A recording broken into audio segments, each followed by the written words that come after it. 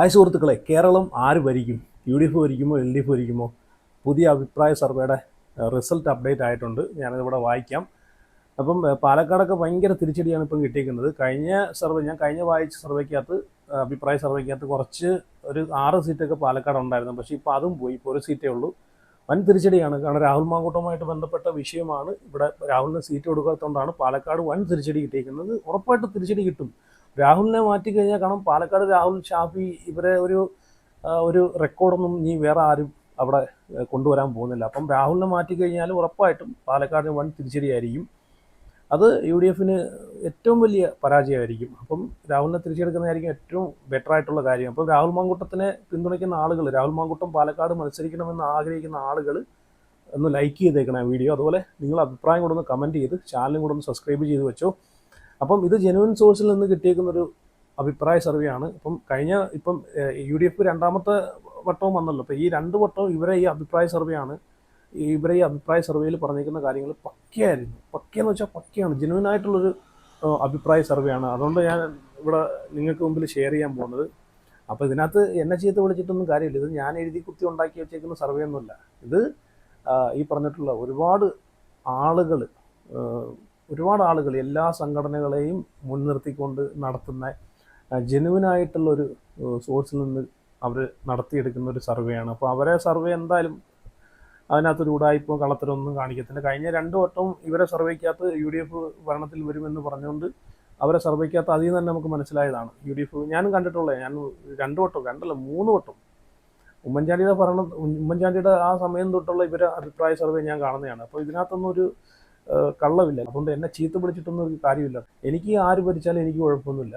ഞാനിവിടെ സർവേ നിങ്ങളുടെ മുമ്പിൽ ഷെയർ ചെയ്യുന്നതേ ഉള്ളൂ. യു ഡി എഫ് വന്നാലും എനിക്ക് കുഴപ്പമില്ല, എൽ ഡി എഫ് വന്നാലും കുഴപ്പമില്ല, ബി ജെ പി വന്നാലും കുഴപ്പമില്ല. നല്ലതുപോലെ നല്ലൊരു ജനാധിപത്യ ഭരണം കൊണ്ട് പോയാൽ മാത്രം മതിയെന്നേ എനിക്ക് അഭിപ്രായമുള്ളൂ. അപ്പം ഞാനിവിടെ എന്തായാലും സർവേ വായിക്കാം. അപ്പം പിന്നെ രാഹുൽ മാങ്കൂട്ടം എന്നൊരു വ്യക്തിയെ ഞാൻ ഒരുപാട് സപ്പോർട്ട് ചെയ്യുന്നുണ്ട്, പിന്തുണയ്ക്കുന്നുണ്ട്. അത് പുള്ളിയുടെ രാഷ്ട്രീയത്തെ എനിക്ക് ഒരുപാട് ഇഷ്ടമായതുകൊണ്ടാണ്. പുള്ളി പാലക്കാട് തിരിച്ചു വരണമെന്ന് തന്നെയാണ് ഞാനും ആഗ്രഹിക്കുന്നത്. അതുപോലെ നിങ്ങൾ ആഗ്രഹിക്കുന്ന ആളുകളുണ്ടെങ്കിൽ ഉറപ്പായിട്ടൊന്ന് ലൈക്ക് ചെയ്യണം. എത്ര പേര് ആഗ്രഹിക്കുന്നു നോക്കാനാണ്. അപ്പോൾ ഞാൻ കഴിഞ്ഞ വീഡിയോയ്ക്കകത്ത് ഞാൻ ഞെട്ടിപ്പോയി. 10,000-15,000 ലൈക്കൊക്കെയാണ്. അപ്പോൾ അത്രയും ആളുകൾ ആഗ്രഹിക്കുന്നുണ്ട് ആ വ്യക്തിയുടെ തിരിച്ചു വരവിന് വേണ്ടിയിട്ട്. അപ്പോൾ നോക്കിക്കേ, കോൺഗ്രസ് പ്രസ്ഥാനത്തിൽ വേറൊരാൾക്കും ഇല്ലാത്തൊരു പിന്തുണയാണ് രാഹുലിന് കൊടുക്കുന്നത്. അപ്പോൾ ആ വ്യക്തിയുടെ രാഷ്ട്രീയം അത്രയ്ക്കും സ്ട്രോങ് ആയതുകൊണ്ട് മാത്രമാണ് ആ വ്യക്തിക്ക് ഇത്രയും സപ്പോർട്ട് കിട്ടുന്നത്.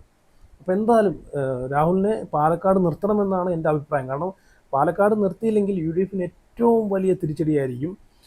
ഇപ്പം തന്നെ ഞാൻ ഈ സർവേക്കകത്ത് തന്നെ വായിക്കാം. വെറും ഒരു സീറ്റാണ് പാലക്കാട് യു ഡി എഫിനുള്ളത്. അത് ഈ രാഹുൽ മാങ്കൂട്ടത്തിനെ പാലക്കാട് ഈ പാർട്ടിയിൽ നിന്ന് തന്നെ പുറത്താക്കിക്കൊണ്ടാണ് ഒരു സീറ്റ്. ഇനിയിപ്പോൾ നോക്കി കാണാം, അടുത്ത സർവേയിൽ ആ ഒരു സീറ്റ് പോലും കിട്ടത്തില്ല. ഞാൻ എന്തായാലും വായിക്കാം. അപ്പോൾ എല്ലാവരും ഒന്ന് വീഡിയോ ലൈക്ക് ചെയ്ത് അതുപോലെ നിങ്ങളുടെ അഭിപ്രായങ്ങളൊക്കെ ഒന്ന് കമൻറ്റ് ചെയ്ത് ചാനലൊക്കെ ഒന്ന് സബ്സ്ക്രൈബ് ചെയ്ത് വെച്ചേരെ. ഇതുപോലുള്ള അപ്ഡേറ്റൊക്കെ കിട്ടുമ്പോൾ ഞാൻ ഷെയർ ചെയ്യാം. അവസാനം എന്നെ ഒന്നും പറഞ്ഞേക്കില്ല കേട്ടോ. ഇതിപ്പോൾ യു ഡി എഫ് ഈ അഭിപ്രായ സർവേ കണ്ടിട്ട് യു ഡി എഫ് ഭരണത്തിൽ വന്നു കഴിഞ്ഞാൽ എൽ ഡി എഫുകാർ വന്ന് എന്നെ ചീത്ത വിളിക്കും. നേരെ എൽ ഡി എഫ് വീണ്ടും ഒരു 3ാമത്തെ ഭരണം കൂടെ എൽ ഡി എഫ് കാഴ്ചവെക്കുകയാണെങ്കിൽ യു ഡി എഫുകാർ വന്ന് എന്നെ ചീത്ത വിളിക്കും. അയ്യോ, എന്തായാലും ഞാൻ ഇവിടെ ഷെയർ ചെയ്യണം. ആദ്യമായിട്ട് ആലപ്പുഴയിൽ 9 സീറ്റാണുള്ളത് കേട്ടോ. അപ്പോൾ കഴിഞ്ഞ ഇതിനകത്ത് സർവേക്കകത്ത് ഒരുപാട് പേര് കമൻറ്റ് ഇട്ടേക്കുന്നുണ്ടായിരുന്നത് ഞാൻ എഴുതി ഉണ്ടാക്കിയതാണ്. ഫേസ്ബുക്കിനകത്ത് എനിക്ക് തോന്നുന്നു ഞാനിട്ട വീഡിയോയ്ക്കകത്ത് 7-8 ലക്ഷം പേര് കണ്ട് ആ വീഡിയോ. ഏകദേശം 10 ലക്ഷം പേരുടെ അകത്ത് പേര് കണ്ട് 4,000-6,000 പേരൊക്കെ കമൻറ്റ് ചെയ്തിട്ടുണ്ട്. പകുതി പേരും എൻ്റെ അടുത്ത് പറയാം, നീ ഇത് എവിടെ നിന്നുള്ള സർവേയാടാ, അടുത്ത് എൽ ഡി എഫ് ഭരിക്കൂടാ, നീ കണ്ടോടാന്നൊക്കെ പറഞ്ഞുകൊണ്ട് ഇടുന്നുണ്ടായിരുന്നു. ഇതൊന്നും എൻ്റെ അടുത്ത് പറഞ്ഞിട്ടൊന്നും കാര്യമില്ല. ഇതൊക്കെ സർവേ ഇടുന്ന ആൾക്കാരടുത്ത് പോയി പറയാട്ടോ. ജെന്യൂനായിട്ടുള്ള സർവേ ആണ്. അതുകൊണ്ട് ഇനി ഈ സർവേക്കകത്ത് എൽ ഡി എഫിന് ഭൂരിപക്ഷം സീറ്റ് വന്നാലോ യു ഡി എഫിന് ഭൂരിപക്ഷം സീറ്റ് വന്നാലോ സഹിച്ചേ പറ്റൂ. അപ്പോൾ ആലപ്പുഴ 9 സീറ്റാണുള്ളത്. 9 സീറ്റിൽ 2 സീറ്റ് എൽ ഡി എഫ്. ഇനി 2 സീറ്റ് എന്തിനാ എൽ ഡി എഫിന് നീ കൊടുത്തതെന്ന് വെച്ച് കഴിഞ്ഞാൽ എനിക്കറിയത്തില്ല. ഈ സർവേ ഇത് നടത്തിയ ആൾക്കാർക്കേ അറിയാം. കാരണം ജെന്യൂനായിട്ടുള്ള സർവേ ഇത്രയും ഇപ്പം U D F, L D F, B J P ഇവിടങ്ങളിൽ നിന്നുള്ള ആളുകളെല്ലാം ചേർന്ന് ഈ കേരളത്തിൽ എത്ര ശതമാനം ആളുകളുണ്ടോ അത്രയും പേരെല്ലാം കൂടെ ചേർന്നിട്ട് നടത്തിയൊരു സർവേ ആണിത്. അപ്പം 9 സീറ്റുള്ള ആലപ്പുഴയിൽ എൽ ഡി എഫിന് വെറും 2 സീറ്റാണ്. യു ഡി എഫ് അവിടെ മികച്ചു നിൽക്കുകയാണ്. 7 സീറ്റാണ് യു ഡി എഫിനുള്ളത്. പിന്നെ BJPക്ക് വട്ടപൂജ്യം. അവിടെ ഒന്നുമില്ല. BJP ആ പരിസരത്തോട്ടേ പോകേണ്ട, ആലപ്പുഴയിലോട്ട് ഒന്നും കിട്ടത്തില്ല. അവിടെ കടന്ന് ആത്മാർത്ഥമായിട്ട് പണിയെടുത്തിട്ട് ഒരു കാര്യമില്ല, പൈസ പോകാന്നേ ഉള്ളൂ. കണ്ണൂർ 11 സീറ്റാണുള്ളത്. അതിനകത്ത് LDFന് 9 സീറ്റ്. 9 സീറ്റും കണ്ണൂർ പിന്നെ LDFിൻ്റെ കോട്ടയാണ്. വേറെ ഒരുത്തനെ അവിടെ കൊണ്ട് നിർത്തിയാലും ജയിക്കാൻ പോകുന്നില്ല. LDF അല്ലാതെ വേറെ ആരും വരാനും പോകുന്നില്ല. അപ്പോൾ 9 സീറ്റ് LDFനും 2 സീറ്റ് UDFനും. അവിടെയും BJPക്ക് സീറ്റില്ല. BJP ആ പരിസരത്തോട്ടേ പോകണ്ട, കണ്ണൂരാണ്, അത് ഓർത്തു. കാസർഗോഡ് 5 സീറ്റേ ഉള്ളൂ. LDFന് അവിടെ ഒരു സീറ്റും ഇല്ല. കാസർഗോഡ് ഒരു സീറ്റും ഇല്ല ഈ വട്ടം. അത് കയ്യിലിരിപ്പുകൊണ്ട് തന്നെയാണ്, അല്ലാതെ വേറെ ഒന്നുമല്ല. അടുത്തത് അവിടെ UDFന് 5 സീറ്റുണ്ട്. അവിടെ എന്തൊരു ഭയങ്കര മാറ്റമുണ്ട് കേട്ടോ. കഴിഞ്ഞ സർവേക്കകത്ത് അവിടെ LDFന് കഴിഞ്ഞ സീറ്റിന് LDF എത്ര ഉണ്ടായിരുന്നു? കഴിഞ്ഞതിന് കാസർഗോഡിൽ 5 ഉണ്ടായിരുന്നു കേട്ടോ. 5 സീറ്റ് ഉണ്ടായിരുന്നു. 5 സീറ്റ് LDFനും അതുപോലെ കഴിഞ്ഞ ദിവസം 5 സീറ്റ് LDFനുണ്ടായിരുന്നു. ഇപ്പം നേരെ അത് തിരിച്ച് UDFിലോട്ട് വന്ന്.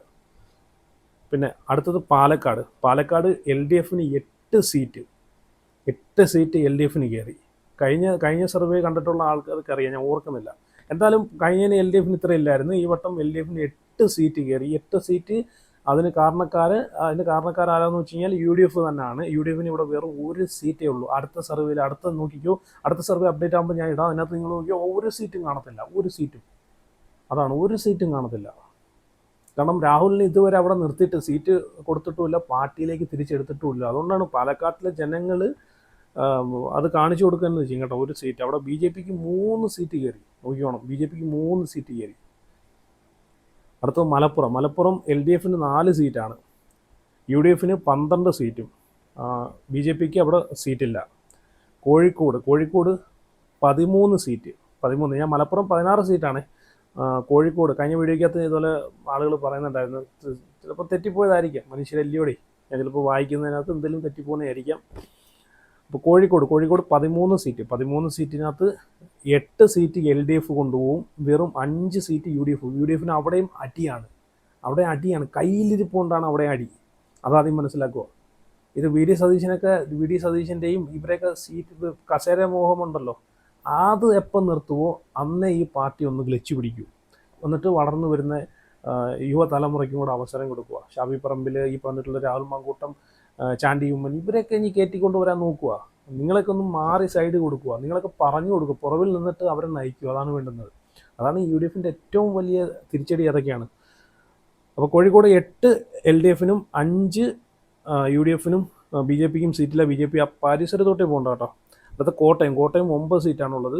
9 സീറ്റിൽ 2 LDFനും 7 UDFനും. അവിടെയും BJPക്ക് സീറ്റില്ല.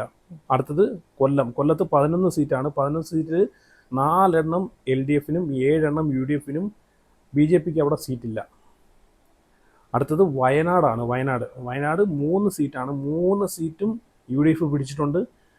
LDFനോ BJPക്കോ അവിടെ സീറ്റില്ല. അപ്പം 2 കൂട്ടരും അങ്ങോട്ട് പോകണ്ട, അങ്ങോട്ട് പോയി പണിയെടുത്തിട്ട് കാര്യമില്ലെന്നർത്ഥം. അടുത്തത് തൃശ്ശൂരാണ്. തൃശ്ശൂർ 13 സീറ്റ്. 13 സീറ്റിൽ ഭയങ്കര തിരിച്ചടി കേട്ടോ. 13 സീറ്റിൽ LDFന് അവിടെ 3 സീറ്റേ ഉള്ളൂ. 3 സീറ്റ്. 9 സീറ്റ് UDFന്, 1 സീറ്റ് BJPക്ക്. സുരേഷ് ഗോപി എന്തൊക്കെയോ മലമറിച്ചിട്ട് പോലും 1 സീറ്റേ ഉള്ളൂ. ട്രിവാൻഡ്രം. അടുത്ത് തിരുവനന്തപുരം 14 സീറ്റിൽ 4 LDFനും 7 UDFനും. 3 BJPക്കും. BJP കയറി വരുന്നുണ്ട് കേട്ടോ. തിരുവനന്തപുരം ഒരു BJPയുടെ ഒരു കോട്ടയായിട്ട് കയറി വരുന്നുണ്ട്.